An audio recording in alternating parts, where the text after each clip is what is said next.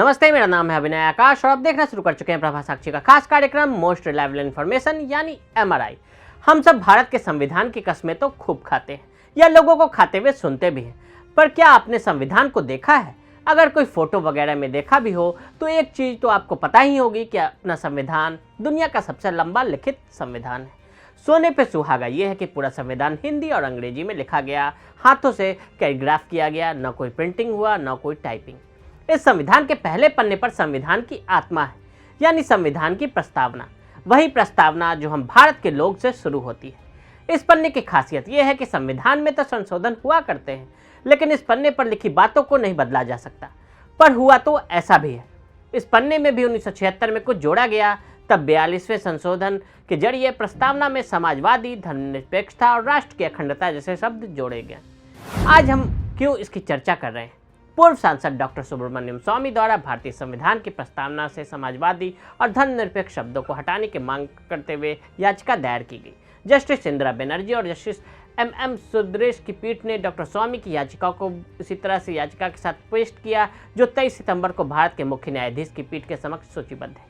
इस मामले में दूसरे याचिकाकर्ता एडवोकेट सत्य सब्रवाल हैं। याचिका में प्रधानमंत्री इंदिरा गांधी के समय में 1976 में 42वें संविधान संशोधन के माध्यम से प्रस्तावना में समाजवादी और धर्मनिरपेक्षता शब्दों को जोड़ने की वैधता को चुनौती दी गई। लाइव लॉ की रिपोर्ट के अनुसार इसमें यह तर्क दिया गया कि इस तरह के शब्दों को जोड़ना अनुच्छेद 368 के तहत संसद की संशोधन शक्ति से परे है।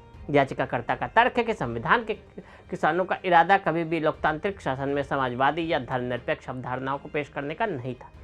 कहा गया है कि डॉक्टर बी आर अम्बेडकर ने इन शब्दों को शामिल करने से इनकार कर दिया था, क्योंकि संविधान नागरिकों के चयन के अधिकार को छीनकर कुछ राजनीतिक विचारधारा पर जोर नहीं दे सकता। प्रस्तावना का उद्देश्य क्या है? हमारे संविधान के प्रस्तावना के साथ 448 अनुच्छेद हैं, 12 अनुसूचियां और 5 परिशिष्ट हैं। प्रस्तावना का मूल विचार अमेरिका के संविधान से लिया गया, जिसे दुनिया का सबसे पुराना लिखित संविधान माना जाता है। संविधान की प्रस्तावना को इसकी आत्मा कहा जाता है। इसमें लिखा है कि हम भारत के लोग भारत को एक संप्रभुत्व संपन्न समाजवादी, पंथ निरपेक्ष, लोकतंत्रात्मक गणराज्य बनाने के लिए उसके समस्त नागरिकों को सामाजिक, आर्थिक, राजनीतिक, न्याय, विचार, अभिव्यक्ति, विश्वास, धर्म, उपासना की स्वतंत्रता, प्रतिष्ठा और अवसर की समता प्राप्त कराने के लिए तथा उन सब में व्यक्ति की गरिमा और राष्ट्र की एकता व अखंडता सुनिश्चित करने वाली बंधुता बढ़ाने के लिए दृढ़ संकल्प होकर अपनी संविधान सभा में आज तारीख 26 नवंबर 1949 को संविधान को अधिनियमित और आत्मप्रपित करते हैं।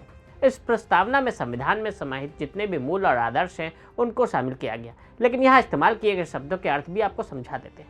हम भारत के लोग का मतलब है संविधान जिनसे बना है, जो इस संविधान के स्रोत है। संप्रभु यानी ऐसा देश जो दूसरे की प्रभुता से मुक्त हो और अपने सभी निर्णय लेने के लिए पूर्णतः स्वतंत्र हो। समाजवादी शब्द 1976 में 42वें संशोधन के जरिए जोड़ा गया।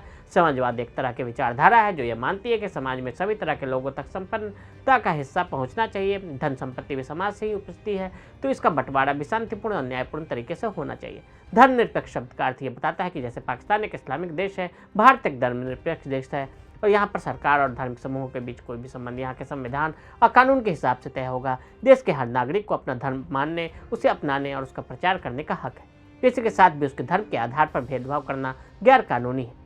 लोकतांत्रिका का ध्येय है भारत देश की जनता अपने प्रतिनिधि वोट के माध्यम से खुद चुनती है। गणराज्य का मतलब जनता के द्वारा प्रत्यक्ष या अप्रत्यक्ष व्यक्ति ही प्रमुख होगा, ये पद वंशानुगत नहीं होगा। प्रस्तावना पर बहस की शुरुआत 2020 में भाजपा सांसद राकेश सिन्हा ने राज्यसभा में प्रस्तावना से समाजवादी शब्द को हटाने की मांग करते हुए एक प्रस्ताव पेश किया, जिसमें कहा गया कि आप एक पीढ़ी को विशेष तरीके से सोचने के लिए बाध्य नहीं सकते। इसके अलावा 7 दशकों तक देश प्रशासन करने वाली कांग्रेस पार्टी ने समाजवादी होने से कल्याण के लिए नव उदारवाद की दिशा बदल दी।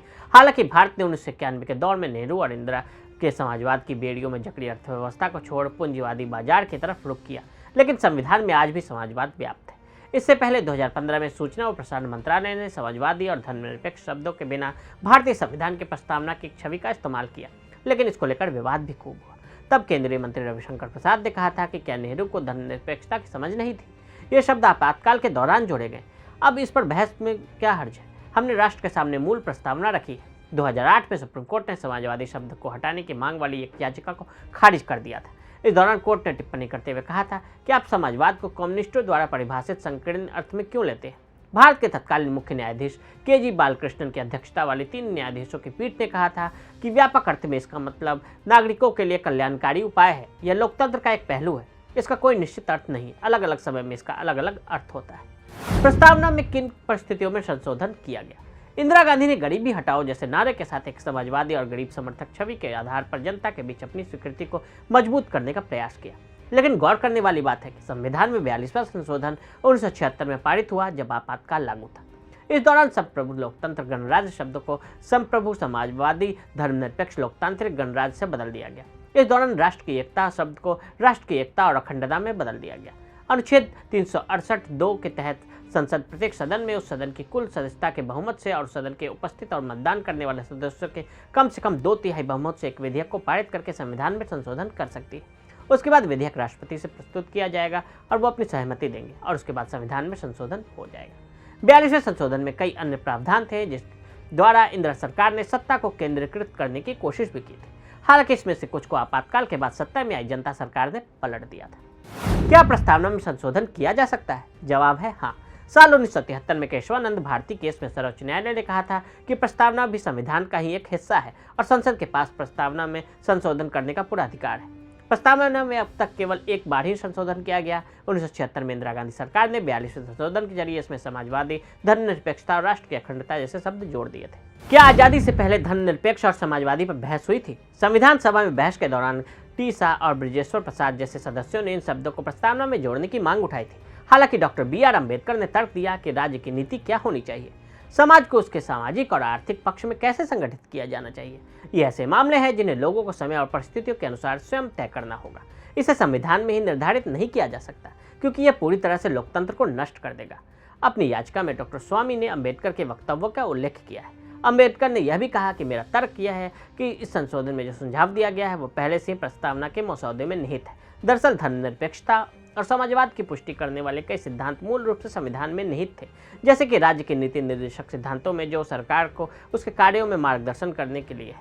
तो आज हमने आपको संविधान की आत्मा यानी प्रस्तावना में से छेड़छाड़ की पूरी कहानी बताई। आज के लिए दे इजाजत।